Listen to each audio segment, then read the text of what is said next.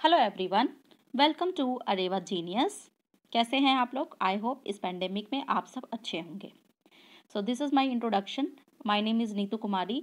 I have done BTech in Electronics and Communication branch and qualified various written exams like RRB JEE, SSC CGL, IB, ACIO, Intelligence Bureau, SSC post exam selection. Okay. So before starting the class, I just want to say कि अगर आपको किसी भी question में कोई भी doubt होता है तो आप कमेंट कर सकते हैं. Okay, your doubts will be welcomed. And one more thing, आपने अभी तक पढ़ाई स्टार्ट किया या नहीं? What are you waiting for? कि एग्जाम डेट आएगा तब पढ़ेंगे? It shouldn't be like that. Okay, so start preparing for your examination, क्योंकि अब NTPC का भी लास्ट फेज का जो है वो नोटिस आ गया है. तो ये जो एग्ज़ाम है वो बेसिकली आपका DFCCIL और NTPC दोनों के लिए होगा. ओके, तो आप लेक्चर अटेंड करना शुरू कीजिए, नोट्स बनाना शुरू कीजिए और वीकेंड में उसको रिवाइज करना शुरू कीजिए. ओके, और don't forget to test. Okay, test देना मत भूलिए. So let's start the class. So the first question is, atomic number of an element is equals to the number of dash in the nucleus. Okay, so atomic number electron हो सकता है या proton हो सकता है या neutron हो सकता है या फिर दोनों हो सकता है. Okay, so atomic number is basically represented by Z. Okay, symbol क्या होता है इसका? जेड होता है. सो हम जानते हैं कि एटॉमिक नंबर या तो इलेक्ट्रॉन हो सकता है या तो प्रोटॉन हो सकता है. तो न्यूट्रॉन्स नहीं होगा और बोथ ए एंड बी नहीं होगा. अब इलेक्ट्रॉन भी ऑप्शन में है, प्रोटॉन भी ऑप्शन में है. इलेक्ट्रॉन तब होगा जबकि एक न्यूट्रल एलिमेंट बोला गया है. जब इलेक्ट्रॉन तब होगा जब न्यूट्रल एलिमेंट बोला जाएगा, बट यहाँ पे ऐसा कुछ मेंशन नहीं किया गया है. तो आपका आंसर जो रहेगा वो प्रोटॉन रहेगा. Okay, moving to the next question. Lanthanides and actinides are also called transition element, noble gases, inner transition element और normal elements. Okay, तो ये जो बेसिकली क्वेश्चन है वो पीरियोडिक टेबल से है. तो चलते हैं हम पहले पीरियोडिक टेबल में आप और मैं डिस्कस कर लेते हैं, तब इसका आंसर करेंगे. Okay, so this is the periodic table. So you can say that this is S block. ये जो है वो S block है, ये जो है वो P block है, ये जो है वो D block है, और यहाँ से लेंथेनम और एक्टिनम से एक टेबल कट के आता है, इसको बोलते हैं F block. ओके, तो ये जो D block है उसको ट्रांजिशन एलिमेंट्स बोलते हैं और इससे ही वो सेपरेट होके निकला है, तो इसको हम बोलते हैं इनर ट्रांजिशन एलिमेंट्स. ओके, तो अब चलते हैं क्वेश्चन में. So lanthanides and actinides are called as inner transition element. Okay, so answer आपका ऑप्शन सी हो जाएगा. Next question is, which material is used as a moderator in a nuclear power plant that slows down the neutrons and make them fit for causing fission? So basically nuclear power plant में moderator का use किया जाता है ताकि neutron की speed को जो है कंट्रोल किया जा सके. ओके, सो ये जो मॉडरेटर होता है वो एक तो D2O होता है यानी हैवी वाटर, और एक होता है ग्रेफाइट. इसको हैवी वाटर भी बोलते हैं D2O को, और ड्यूट्रियम ऑक्साइड भी बोलते हैं. ओके, सो यहाँ पे आंसर आपका ग्रेफाइट हो जाएगा, option C. Next question is, what is atomicity of helium? So atomicity means the number of atoms present in a molecule. एक molecule में कितना atom present है उसको atomicity बोलते हैं. अब आप यहाँ पे देखिए, मोनोएटमिक जो है उसमें कौन सी कैटेगरी में आता है? हीलियम और आर्गन.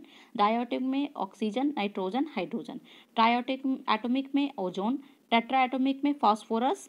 एंड पॉली एटोमिक में सल्फर. सल्फर जो होता है वो 4 भी होता है और सल्फर जो है वो 8 भी होता है. तो समटाइम इसको ऑक्टा एटोमिक बोलते हैं और समटाइम्स इसको पॉली एटोमिक बोलते हैं. ओके, तो ऑप्शन आपको जैसे भी प्रोवाइडेड हो आप उसके अकॉर्डिंग चूज करेंगे. अभी आपसे हीलियम का पूछा गया है, तो हीलियम जो हो जाएगा वो क्या होगा आंसर? मोनो एटोमिक, ऑप्शन सी.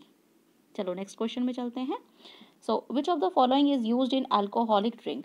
सो बेसिकली अल्कोहल की बात अगर हम करें तो उसमें मिथेनॉल होगा या ब्यूटेनॉल होगा, प्रोपेनॉल होगा या इथेनॉल होगा. सो अल्कोहल जो है वो फर्मेंटेशन प्रोसेस से बनता है. ठीक है, कौन से प्रोसेस से बनता है? फर्मेंटेशन प्रोसेस से बनता है. फर्मेंटेशन होता है शुगर का, यीस्ट का और स्टार्च का, और इसमें जो पाया जाता है वो है इथेनॉल, दैट इज C2H5OH. ये इसका केमिकल फॉर्मूला है. तो दोनों ऑप्शन आ सकता है आपका, इधर लिखा हुआ रहेगा इथेनॉल या फिर केमिकल फॉर्मूला दिया हुआ है. तो आप हमें दोनों ही याद रखना है. Okay, so tell me friends, आपको ये क्लास समझ में तो आ रहा है ना? अगर आपको कोई भी डाउट हो तो आप कमेंट कर दीजिएगा. Okay, so next is, iodine is used to test the presence of dash in food: starch, fat, protein, vitamin. So figure देख के आप समझ सकते हैं कि जब भी स्टार्च टेस्ट करना है तब हम आयोडीन का यूज़ करते हैं. सो बेसिकली होता क्या है दोस्तों, आयोडीन में जब हम स्टार्च को मिक्स करते हैं ना, तो इसका कलर जो है वो चेंज हो जाता है और चेंज होकर कलर ब्लू हो जाता है, जिससे हमें पता चल जाता है कि फूड में स्टार्च प्रेजेंट है. तो यहाँ पे आंसर क्या हो जाएगा? Option A, starch. Next question में चलते हैं। This is very famous question of railway.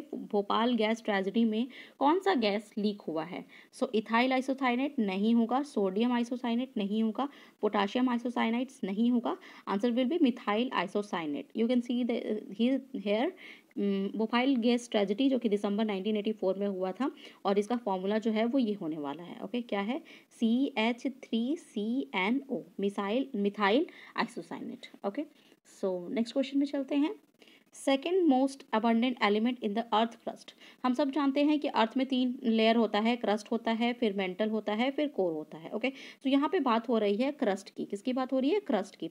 तो इस पाई चार्ट से हम समझते हैं ऑक्सीजन जो है वो मैक्सिमम होता है 46% के अराउंड, सिलिकॉन जो होता है वो 28% के अराउंड होता है, और एल्यूमिनियम जो होता है वो 8% के अराउंड होता है।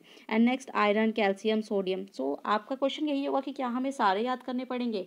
नहीं, आपको सिर्फ टॉप मोस्ट 3 याद रखना है। ओके सो मैक्सिमम जो होता है वो ऑक्सीजन होता है, सेकंड मोस्ट जो होता है वो सिलिकॉन होता है, एंड थर्ड जो होता है वो एल्यूमिनियम होता है। और यहाँ पे सेकंड मोस्ट अबंडेंट पूछा गया है, तो आंसर क्या हो जाएगा? सिलिकॉन हो जाएगा। तो आइए दोस्तों हम इसको एक निमोनिक्स के थ्रू याद करते हैं। ओके चलो बनाते हैं निमोनिक्स।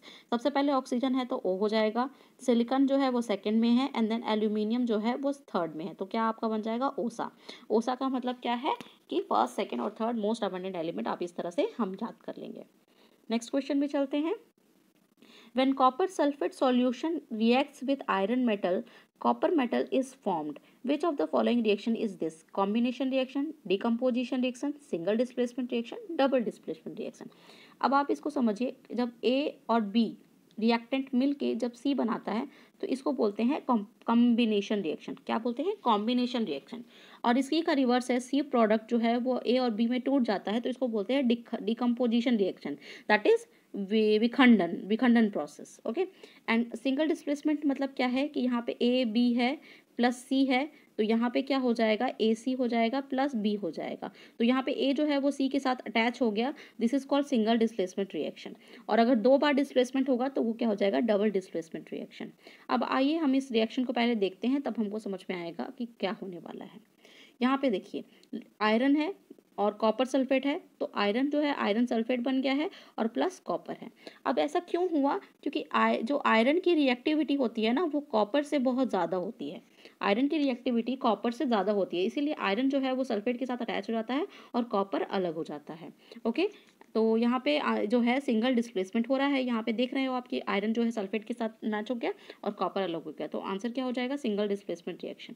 अब इसके अलावा आपको एक चीज़ और याद रखनी है, और वो ये है कि कॉपर सल्फेट को क्या बोला जाता है? ये जो CuSO4 है ना, इसको ब्लू विट्रियोल बोला जाता है। क्या बोला जाता है? ब्लू विट्रियोल बोला जाता है, हिंदी में नीला धोता। समटाइम्स ये क्वेश्चन भी रेलवे पूछ लेती है। तो इस क्वेश्चन का आंसर जो है वो क्या हो जाएगा? आंसर हो जाएगा option C, single displacement reaction. Okay moving to the next question. Which of the following element is lightest in the periodic table? Okay so lightest element periodic table में क्या होता है वो आपको बताना है। ठीक है, अगर हम बेसिकली बात करें लाइटेस्ट एलिमेंट की तो वैसे तो हाइड्रोजन आंसर होता है। ओके बट यहाँ पे आपको ऑप्शन में हाइड्रोजन नहीं है, ऑप्शन है मैग्नीशियम, एल्यूमिनियम, लिथियम और टाइटेनियम। तो यहाँ पे आपका आंसर क्या हो जाएगा? Lithium will be your answer, option C। और अगर लाइटेस्ट गैस पूछा जाएगा तो आंसर क्या हो जाएगा? लाइटेस्ट गैस में आपका आंसर हो जाएगा हीलियम, क्योंकि बलून में कौन सा गैस होता है? हीलियम गैस होता है, इसीलिए वो जो है वो उड़ पाता है क्योंकि वो बहुत ही हल्का गैस होता है। Okay next question is chocolate can be bad for health because of high content of. Chocolate आपको भी खाना पसंद है और मुझे भी बहुत पसंद है। ओके लेकिन ज़्यादा चॉकलेट खाना जो है वो हेल्थ के लिए अच्छा नहीं होता है। क्यों? क्योंकि इसमें क्या होता है? जिंक, कोबाल्ट, लेड और निकल। सो इसमें निकल पाया जाता है, और निकल जो है वो जो एक्सेसिव अगर इंटेक कर रहे हो तो वह हेल्थ को हार्म पहुँचाता है, इसीलिए ज़्यादा हेल्थ चॉकलेट को ज़्यादा नहीं खाना चाहिए। ओके दोस्तों moving to the next question. I hope आप सबको क्लास समझ में आ रही होगी। The colour of phenolphthalein in acidic solution is. अब देखो फिनॉल जो है वो हम जो घर में नेफ्थलीन की बॉल्स आपके घर में आपकी मदर यूज़ करती होगी, मेरी भी मदर यूज़ करती है। जब न्यू क्लोथ्स को रखते हैं तो उसमें फिनॉल की गोलियां डाल देते हैं, तो उससे क्या होता है कि इंसेक्ट्स वगैरह बेड बग्स जो होते हैं वो नहीं आते हैं। उसी फिनॉल की बात हो रही है और ये इंडिकेटर की तरह यूज़ होता है। ओके तो यहाँ देखिए आप, एसिड में जब भी फिनॉल जो है एसिडिक सॉल्यूशन में क्या हो जाता है, वाटर की तरह दिख रहा है आपको, यानी ये कलरलेस हो जाता है, ट्रांसपेरेंट हो जाता है। और जब भी बेस में डालते हैं तो ये क्या, कौन सा कलर हो जाता है, पिंक कलर का हो जाता है। तो यहाँ पे एसिडिक सॉल्यूशन का बोला गया है, इसलिए आंसर क्या हो जाएगा, कलरलेस। अगर यही क्वेश्चन आपको बेस के फॉर्म में पूछा गया कि फिनॉल में बेसिक सॉल्यूशन में क्या होगा, तो आंसर क्या हो जाएगा, पिंक हो जाएगा। Okay, so moving to the next question. Which of the following phenomena occurs when a small amount of acid is added to water? अब स्मॉल अमाउंट ऑफ एसिड को अगर वाटर में डालेंगे तो क्या होगा, आयनाइजेशन हो जाएगा, डाइल्यूशन हो जाएगा, न्यूट्रलाइजेशन हो जाएगा, बोथ ए एंड बी। चलो देखते हैं। सबसे पहले न्यूट्रलाइजेशन की बात अगर करें तो जब भी एसिड को बेस के साथ मिलाते हैं तब हमें न्यूट्रलाइजेशन प्रोसेस मिलता है जिसमें सॉल्ट बनता है। ओके, सो न्यूट्रलाइजेशन तो हमारा आंसर बिल्कुल नहीं होने वाला है। ओके, अब हम वाटर में जो है वो एसिड को डाल रहे हैं। ओके, तो वाटर में हम एसिड को डाल रहे हैं तो डाइल्यूशन तो डेफिनेटली होने वाला है, डाइल्यूशन जो है वो डेफिनेटली होने वाला है। ओके, अब एक एग्जाम्पल के थ्रू हम समझते हैं कि आयनाइजेशन हो रहा है या नहीं। Okay, take an example of hydrochloric acid and water. ठीक है, इसको मिक्स करते हैं तो हमारा जो रिएक्शन होगा वो क्या बनेगा, H3O+, okay, plus Cl minus. Okay, तो यहाँ पे आप देख सकते हैं कि इसमें आयनाइजेशन हो रहा है, तो यहाँ पे आंसर क्या हो जाएगा, बोथ ए एंड बी, यानी आयनाइजेशन भी हो रहा है और डाइल्यूशन भी हो रहा है। ओके दोस्तों, चलो नेक्स्ट क्वेश्चन में चलते हैं।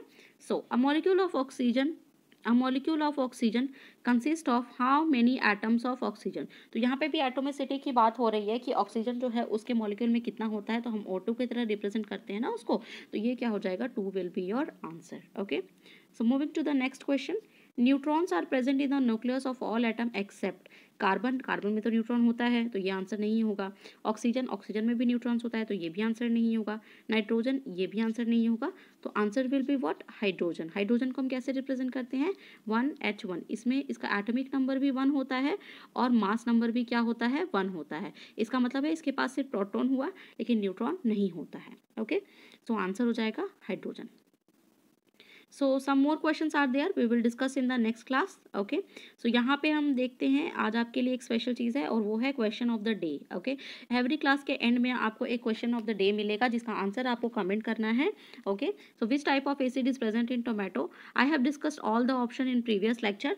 सो अगर आपको सारे ऑप्शन के बारे में पता है तो आप डिटेल में लिख सकते हैं कमेंट पे, अदरवाइज जो आंसर है वो आप जरूर लिखिए कि आपको इसका आंसर पता है। ठीक है, नेक्स्ट लेक्चर में मैं इसका आंसर फिर से डिस्कस कर दूंगी। Okay, so this is the end of the class and I just want to say that education cost money but then so does ignorance by Klaus Moser। Education जो है उसमें कॉस्ट लगता है, जैसे कि हम ट्रांसपोर्टेशन में खर्च करते हैं, कोचिंग क्लास में खर्च करते हैं, बुक्स में पैसे खर्च करते हैं। ओके, सो एजुकेशन में तो सबको पता है कॉस्ट लगता है, लेकिन इग्नोरेंस का मतलब क्या है? इग्नोरेंस है कि अगर आपने एजुकेशन को इग्नोर करा, टाइम को इग्नोर करा, तो फिर आप अपने करियर में सक्सेसफुल नहीं हो पाएंगे। इसका मतलब ये है कि आपको इग्नोर नहीं करना है चीज़ों को, आपको पढ़ाई भी करनी है, टाइम से नोट्स भी बनाना है और रिवाइज भी करना है। Okay, so don't forget to like, share and subscribe the channel. Thank you so much.